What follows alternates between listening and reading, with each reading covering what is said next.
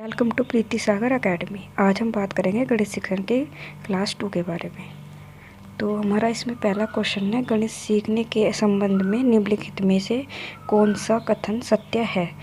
गणित केवल कठोर अभ्यास से सीखा जा सकता है। गणित सीखने के लिए कठिन विषय है। आमतौर पर लड़कियां गणित में कमज़ोर होती है। हर कोई गणित सीख सकता है। तो इसका सही आंसर होगा हर कोई गणित सीख सकता है। हमारा दूसरा क्वेश्चन है, पाइथागोरस प्रमेय को सिखाने के लिए एक शिक्षक ने एक शीट वितरित की है जिस पर समकोण वाले चार त्रिभुजों को खींचा गया था और बच्चे को त्रिभुज की भुजाओं के बीच संबंध खोजने के लिए कहा जाता है। उपरोक्त परिस्थिति में शिक्षक ने प्रयोग की है। तो इस परिस्थिति में क्या प्रयोग किया है शिक्षक ने? आगमन विधि। फिर हमारा नेक्स्ट क्वेश्चन है, तो हम बात करेंगे अब तुम्हारे अगले क्वेश्चन के बारे में। निम्नलिखित में से कौन सा कथन संकल्पना मानचित्र के बारे में सत्य नहीं है। संकल्पना मानचित्र नए शिक्षण को पूर्व ज्ञान से जोड़ते हैं। संकल्पना मानचित्र अंतर संबंधित अवधारणाओं और उन्हें जोड़ने वाले लिंक का संग्रह करते हैं। संकल्पना मानचित्र केवल शिक्षकों द्वारा बनाया जाना चाहिए। संकल्पना मानचित्र प्रकृति में अपदानुक्रमित हैं। तो इसका सही आंसर होगा हमारा संकल्पना मानचित्र केवल शिक्षकों द्वारा बनाया जाना चाहिए। अब हम चलते हैं अपने अगले क्वेश्चन पे। तो हमारा अगला क्वेश्चन है, प्राथमिक कक्षाओं में बच्चे गणित में क्या सीखते हैं, इसके आकलन का ध्यान किस पर नहीं होना चाहिए।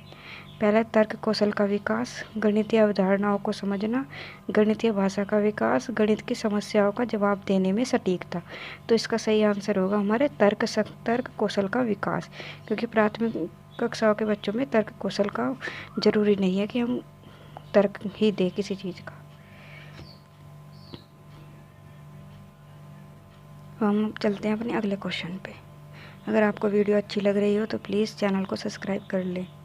अब हमारा अगला क्वेश्चन है, प्रारंभिक कक्षाओं में एक गणितीय अवधारणा के विकास में निम्नलिखित निर्देशों का अनुक्रम किस प्रकार किया जाना चाहिए। चित्र बनाना, प्रतीकात्मक प्रतिनिधित्व का उपयोग करना, अनुभव प्रदान करना, भाषा के माध्यम से समझाना। तो हमारा इसका आंसर होगा, सबसे पहले इसमें आएगा हम क्या करेंगे, भाषा के माध्यम से समझाना शुरू करेंगे। उसके बाद हम अनुभव प्रदान करेंगे। उसके बाद हम क्या करेंगे, फिर बनाएंगे हम प्रतीकात्मक प्रतिनिधित्व का प्रयोग करेंगे। उसके बाद करेंगे हम चित्र बनाना। तो इसका सही आंसर होगा फोर्थ, थर्ड, सेकंड, फर्स्ट। अब हम चलते हैं अपने नेक्स्ट क्वेश्चन पे। निम्नलिखित कक्षा में हो रही कौन सा कार्य एक गतिविधि है। बच्चे का अन्वेषण में लगना, शिक्षक समझाते हैं कि प्रश्न कैसे हल करें, बच्चों द्वारा कविता के रूप में गिनती का वाचन, बच्चों द्वारा श्यामपट्ट से नकल करना। तो इसका सही आंसर होगा गतिविधि। इसमें पूछा है गतिविधि क्या है, तो गतिविधि क्या होगी, कविता के रूप में गिनती का वाचन करना। अब हम चलते हैं अपने अगले क्वेश्चन पे। बच्चों के बीच गिनती के कौशल को विकसित करने के लिए निम्नलिखित में से कौन सा पूर्व संख्या अवधारणा के रूप में सीखने के लिए आवश्यक नहीं है। समूह बनाना, एक संगतता, क्रमबद्धता, संख्या नाम यादृच्छिक रूप से पढ़ना। तो इसका सही आंसर क्या होगा, एक संगतता।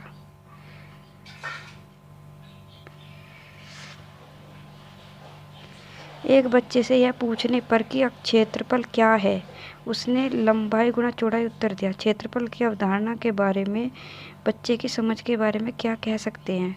बच्चा क्षेत्रफल और परिमाप की अवधारणा के बीच उलझन में है। बच्चे को क्षेत्रफल की अवधारणा के बारे में कोई जानकारी नहीं है। बच्चे ने किसी भी बंद आकार के क्षेत्रफल के सामान्य विचार को आयत के क्षेत्रफल के रूप में प्रयोग किया है। बच्चा सही कर रहा है, क्षेत्रफल गुणा लंबाई। तो इसका सही आंसर होगा, बच्चे ने किसी भी बंद आकार के क्षेत्रफल के सामान्य विचार को आयत के रूप में ही प्रयोग किया है।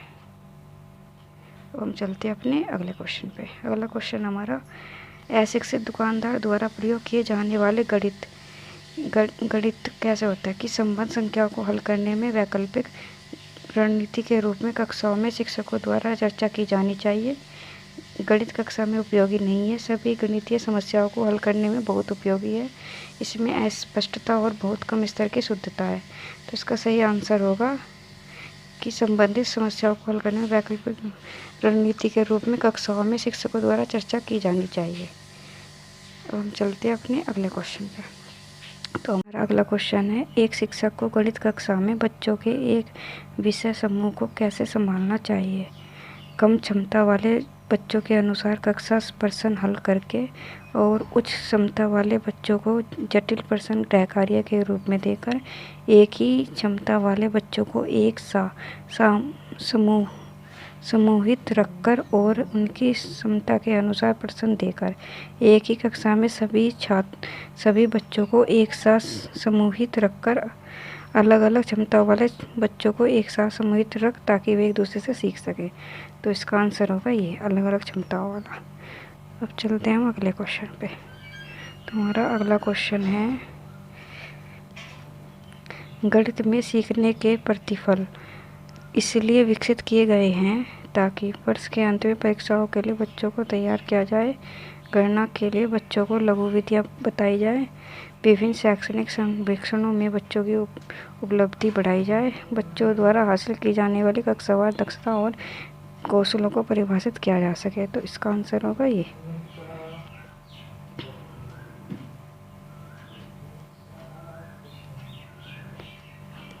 हम चलते हैं अगले क्वेश्चन में।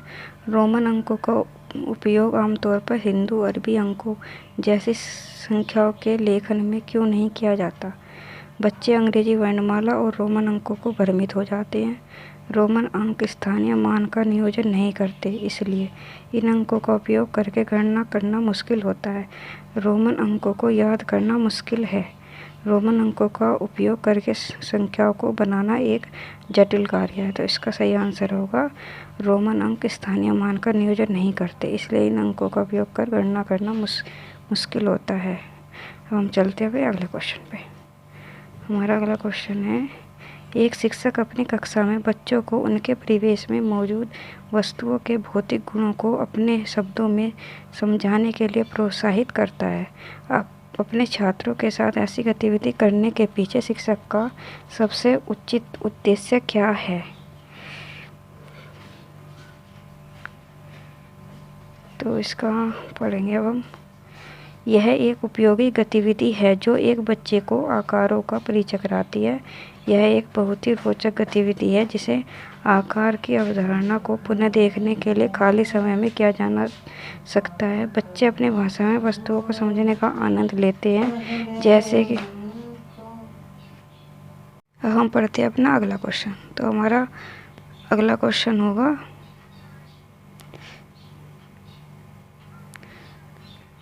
वीडियो अच्छी लग रही हो तो प्लीज़ चैनल को सब्सक्राइब कर ले। यह है, एक शिक्षक अपनी कक्षा में बच्चों को उनके परिवेश में मौजूद वस्तुओं के भौतिक गुणों को अपने शब्दों में समझाने के लिए प्रोत्साहित करता है। अपने छात्रों के साथ ऐसी गतिविधि करने के पीछे शिक्षक का सबसे उचित उद्देश्य क्या है? तो इसके आप पढ़ते हैं इसके ऑप्शंस।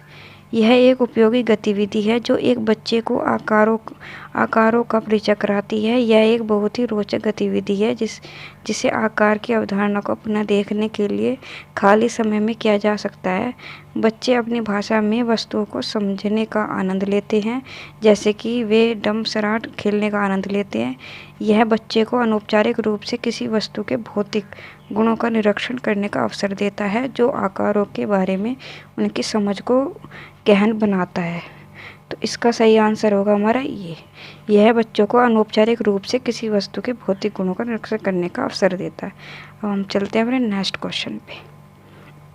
तो हमारा अगला क्वेश्चन है, एक बच्चे ने नीचे दिखाए अनुसार 2 संख्याएं घटाई। तो निम्नलिखित में से कौन सा कथन बच्चे के घटाव सीखने का बोध कराता है? यह एक गलती है और इसे बार बार अभ्यास करके सुधार किया जा सकता है। बच्चे को घटाव की प्रक्रिया में स्थानीय मान के बारे में गलत अवधारणाएं हैं। बच्चा नहीं जानता कि कैसे घटाना है। बच्चा 2 अंकों वाली संख्याओं के घटाव की प्रक्रिया जानता है। तो इसका सही आंसर होगा बच्चा घटाव की प्रक्रिया में स्थानीय मान के बारे में गलत अपने अगले क्वेश्चन पे। तो हमारा अगला क्वेश्चन है, अधिगम और आकलन के चक्र में निम्नलिखित चरणों को क्रम से व्यवस्थित कीजिए। शिक्षण अधिगम के साथ एकीकृत आकलन, शिक्षण अधिगम और आकलन की योजना बनाना और उसका संगठन, प्रगति रिपोर्ट का विकास, बच्चों के अधिगम और प्रगति की प्रतिपुष्टि की रिपोर्टिंग और उसका संचार। तो हमारा इसका आंसर होगा, सबसे पहले आएगा हमारा ये शिक्षण अधिगम और आकलन की योजना बनाना, उसका संगठन। फिर आएगा हमारा शिक्षण अधिगम के साथ एकीकृत आकलन। फिर हमारा आएगा प्रगति रिपोर्ट का विकास। फिर आएगा हमारा बच्चों के अधिगम, प्रगति की प्रतिपुष्टि की रिपोर्टिंग और उसका संचार। ठीक है, अगर आपको वीडियो अच्छी लगी हो तो प्लीज़ चैनल को सब्सक्राइब कर ले और आगे भी अच्छे अच्छे गणित शिक्षण के और उसके वीडियो देखने के लिए आप प्लीज़ चैनल को सब्सक्राइब कर ले।